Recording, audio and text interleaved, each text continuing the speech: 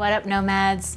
The worst thing that can happen on a trip, worse than bad weather or travel delays, is getting violently ill anywhere else but at home. If you're down for the count on a business trip, your trip was all for nothing. And if it's a personal vacation, then you've wasted your precious PTO and money feeling unwell on your trip. So, to help you avoid any kind of illness that can ruin your vacation, today we're diving into more than 20 ways that you can get sick or feel ill on vacation, and more importantly, how to avoid them and how to treat them quickly. We'll cover everything from avoiding food poisoning to beating jet lag with tips and tricks, and even some old wives' tales that might just help you overcome your sickness quickly. Before we get into the specifics, here are some overall recommendations. The first is to know the country or place you're visiting, and the second is to know yourself. Do research on travel advisories, required and recommended vaccinations and medication, common afflictions for tourists in that area, and seasonal or one-off outbreaks to be aware of. Even better is knowing your itinerary on your trip so you can have a sense of the risks you may encounter and prepare for them. Second is knowing thyself, which means knowing your allergies, food and medication, and being able to communicate these in the language at your destination. It also means knowing your limits, your weaknesses like aches from previous injuries, what you're sensitive to, whether that's high altitude, motion sickness, or just a little too much dairy. It's being aware and honest with yourself about what you should and shouldn't be doing to have the best vacation possible. Now, it's not about being a hypochondriac. It's about basic preparedness to make sure every day of your trip can be enjoyed to the fullest. This video is brought to you by the Ultrahuman Ring Air. This is a health tracking device that is so elegant and so subtle, but gives you so much information about your health. It tracks all these metrics that can give you insights into how well you're sleeping, how you're recovering, your heart rate, and so much more. It's almost intense how much information you can get about yourself. But when you're traveling, this kind of data can be so helpful to monitor your health, your recovery. If you're feeling a little ill, it can confirm that you're feeling under the weather. So as a frequent traveler, I find these health devices are so useful and a key part of maintaining my wellness and fitness when I'm on the go. If you want to find out more about this ring, check out the link in my description. Because there are so many different ailments that exist, especially on vacation, I've kind of tried to group them to get through this as quickly as possible. So the first one is food poisoning, and essentially anything that you could consume that doesn't necessarily agree with you. So first is to eat smart. Choose reputable restaurants and street vendors that have high turnover so you know their food is always fresh. Second is to drink bottled water or to boil your water or use water purification tablets.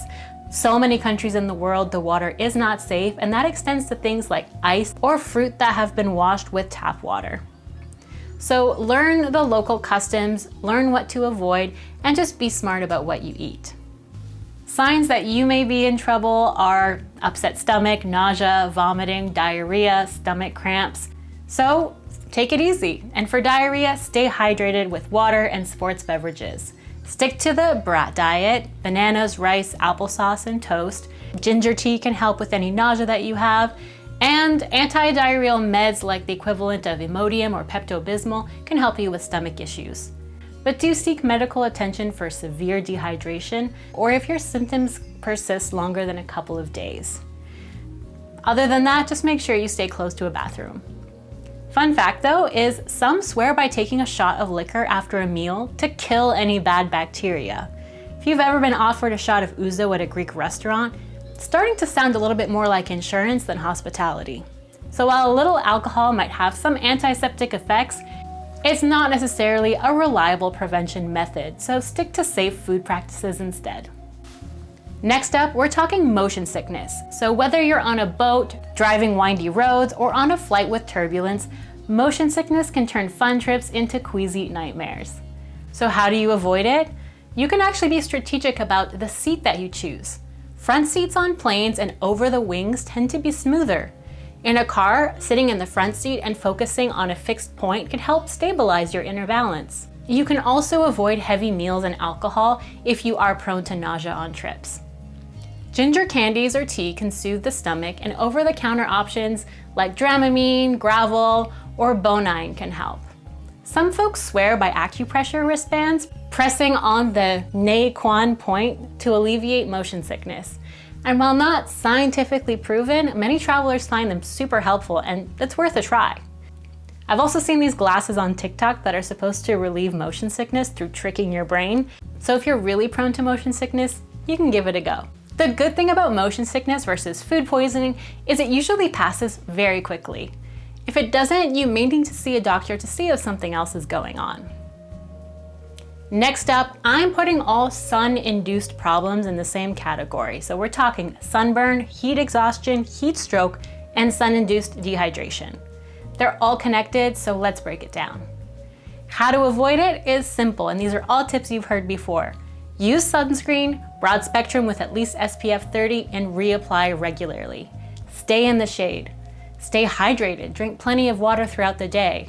Take breaks from being too active in the sun and prolonged sun exposure during peak sun hours. Here are the signs that you may have overdone it. If your skin is red and hot to the touch, you may have heat exhaustion if you can't stop sweating, if you feel weakness and dizziness. Heat stroke is the next level from that, where you're unable to regulate your body temperature and it remains super high, almost feverish, and you experience confusion and loss of consciousness. But even if you aren't experiencing dizziness, you can easily get dehydrated and not even notice. If you're thirsty, have dry mouth, and dark pee, you're probably behind on your hydration and need to pick up the pace. All of these are progressive afflictions, so if you pay attention, you can avoid it or stop the progression very quickly. But if it's advanced, heat stroke is a super serious medical emergency. So go to the hospital, seek prompt attention, and make sure that you are aware of the cues before you get to that point. If you have a sunburn, cool baths, rest, and hydration, aloe vera gel, and cool tea bags, all of these can help. Cool face cloths on your skin also can help, and they feel great, but nothing beats replenishing fluids and electrolytes from the inside. The next ailment that we're going to talk about is so common. It's jet lag and travel insomnia. The best way to strategically avoid it is to gradually adjust your schedule, and you can do this using apps, and progressively a few days before your departure, start shifting your sleep times closer to your destination's time zone. Stay hydrated because dehydration can worsen jet lag symptoms, so drink lots of water, avoid caffeine when you're not trying to use it strategically, and avoid alcohol. Get sunlight when your apps tell you that it's important to get sunlight. This will help trick you into adjusting to a new circadian rhythm. Melatonin supplements and caffeine can both help you regulate your cycles, and use them strategically to be alert and to be more calm closer to bedtime. Jet lag isn't life-threatening by any means, and at worst you feel fatigue, insomnia, some irritability, maybe some digestive issues. But essentially, the reason why it's important to be ahead of it is because you want to make the most of every day that you're on vacation, whether that's for pleasure or for business where you have to get stuff done, basically as soon as you get off the plane. All right, next is insect bites, insect stings, and animal bites. I've grouped them all together just to be efficient, but essentially the first tip is when you're exploring new environments, be prepared for these encounters with unfamiliar insects and animals, and just be aware of the risks that you should and should not take. For insect bites, stings, and animal bites, these can lead to some pretty unwanted and some deadly health issues, so do not take this lightly. I'm not trying to scare you, but also kind of. How to avoid it is use insect repellent, especially in areas prone to mosquitoes and ticks. Wear protective clothing like long pants, tall socks, long sleeves. These can all help protect your skin from bugs. And wear a face net where it's really intense. Essentially avoid all wildlife unless you're with someone who could be a guide to you. If you've experienced itching, swelling, redness, and pain at the bug bite site, or a visible allergic reaction, you're going to want to attend to it immediately. The signs to look for of severe allergic reaction are difficulty breathing, swelling of the face and throat, or if an animal bite is deep or shows signs of infection, go to the hospital. For minor cases of insect bites, just apply a cold compress or baking soda paste to soothe the itching, and take antihistamines for some mild allergic reaction, and use hydrocortisone cream for the itching. For severe allergic reactions, hopefully if you know that you're susceptible to that, you have an EpiPen, or seek medical attention immediately.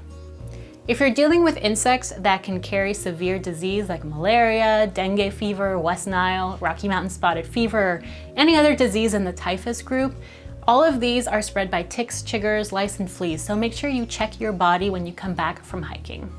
This is a case of knowing your surroundings, and it's important to get local advice on what to avoid, how to prepare, like taking malaria pills in advance and knowing how to be alert. All right, the next category is all cold and flu related illnesses. So summer's coming to a close, and even though I'd argue in many places it extends well into October, one thing we know that is coming with cooler weather is cold and flu season. Traveling to crowded places or areas with different climates can expose you to new respiratory infections like colds or the flu. How to prepare or how to avoid it? Well, practice good hygiene. Wash your hands regularly and use hand sanitizer. Get your annual flu shot and COVID vaccines to reduce symptoms. Avoid close contact with sick individuals, and if you yourself are feeling ill, wear a mask. Stay warm, well-fed with nutritious food, rest enough, stay hydrated, and keep your body strong. All of this helps fend off infections. If you are coughing and sneezing, have a sore throat, runny or stuffy nose, or a fever, sadly, you've caught something.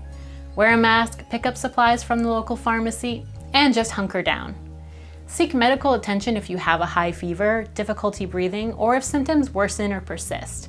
If you have another condition that makes colds and the flu more dangerous for you, just be aware of that and know when you should go to the hospital. But for mild cases, typically rest, staying hydrated, even using a travel humidifier, doing nasal rinses, gargling with salt water, using over-the-counter decongestants and pain relievers, all of this can help you get through it. There are tons of family secrets to tackling a cold, like tea and honey, chicken soup, taking vitamin C and D, echinacea, eating garlic, taking oregano oil, gargling with apple cider vinegar. And I'm not here to dunk on any of those, so whatever works for you, whatever's worked for you in the past, I wish you a speedy recovery.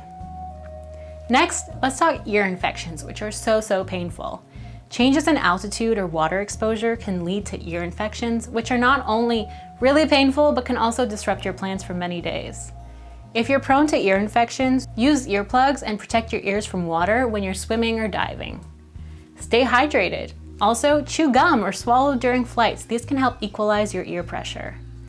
And avoid flying when sick, because congestion can increase the risk of ear infections. You may have an ear infection if you have ear pain, difficulty hearing, dizziness, or fluid draining from your ear. Seek medical attention if you experience severe pain, persistent symptoms. At home, you can use a warm compress to soothe ear pain and use over-the-counter pain relievers like ibuprofen and acetaminophen. Some suggest placing a few drops of olive oil in the ear to prevent infections, and while it can certainly soften earwax, it's not a substitute for proper ear care and medical treatment. Adventure activities like hiking, swimming, and exploring can sometimes lead to injuries and sprains. Even just wearing heels on a cobblestone street can lead to a bad outcome. So how to avoid it? Simply watch where you're going. Stay aware, pay attention to your surroundings, and watch your step. Use proper gear when needed. Wear appropriate footwear and protective equipment. And know your limits. Don't push yourself beyond what you can handle. You'll know you've done something wrong if you experience pain, swelling, bruising, and difficulty moving the affected area. If there's severe pain and inability to move the limb, something feels broken, or you have signs of an infection in a wound, it's likely you should go to the hospital. For home remedies, follow the RICE method: rest, ice, compression, and elevation. Get pain relievers like ibuprofen, bandage up your area, and use antiseptics if you have minor cuts and scrapes. Some say wrapping a sprained ankle with a tight bandage helps it heal faster, and while compression can reduce swelling, make sure it's not too tight and you don't wear it for too long to avoid restricting blood flow to the area. All right, next, high altitude related illnesses. Altitude sickness is only something I discovered I'm sensitive to recently, and it essentially to me feels like a major hangover. The times I got really affected, I'd landed in Mexico City, which is at 2,240 meters in altitude, and another time I drove up to a town in California that's at just under 2,000 meters. And as someone who lives basically at sea level, it was surprising the impact it had on me. The only way to avoid it is to essentially ascend gradually and give your body time to acclimate by increasing the altitude slowly. But if you're traveling, that's almost never an option. So the best you can do is to stay hydrated, avoid smoking and drinking, which can also aggravate these symptoms, rest, drink water, take anti-nausea medication. Watch out for symptoms like headache, nausea, dizziness, shortness of breath, and fatigue.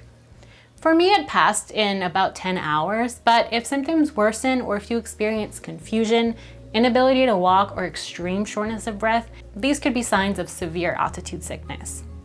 Youth and good cardio fitness help, but don't get too cocky. I have a friend who's quite fit, and she landed in Tibet and went for a walk to go explore right away, thinking she'd be immune to the altitude. She got one lap around the block before puking her guts out and then went back to her hotel room to sleep for 10 hours. And there you have it. Whether you're a seasoned traveler or planning your first big trip, these tips can help keep you healthy and happy so you can make the most of your adventures. The main advice is to know your destination, know the demands of your itinerary, and to know your own body. Stay fit and healthy, use common sense around foods and sketchy water, and stay alert. I also recommend having some form of travel insurance and a list of local emergency numbers wherever you go, so you can quickly seek help if you need to, and if you're traveling to the US, insurance also helps you avoid getting a terrible bill at the end of your trip. Remember, a little preparation goes a long way, so stay informed, stay safe, and don't let unexpected illnesses ruin your trip. If you found these tips helpful, give this video a thumbs up, subscribe for more travel tips, and hit that notification bell so you never miss an update. If you've got any other travel health hacks of your own, drop them in the comments below. I'd love to hear them and share them with our community. Until next time, happy and healthy travels. Thanks for watching this video until the end. For more content like this, make sure you subscribe to the Capsule Suitcase and turn on notifications so you get all the fresh content as soon as it comes out. Thanks for supporting this channel. Happy travels!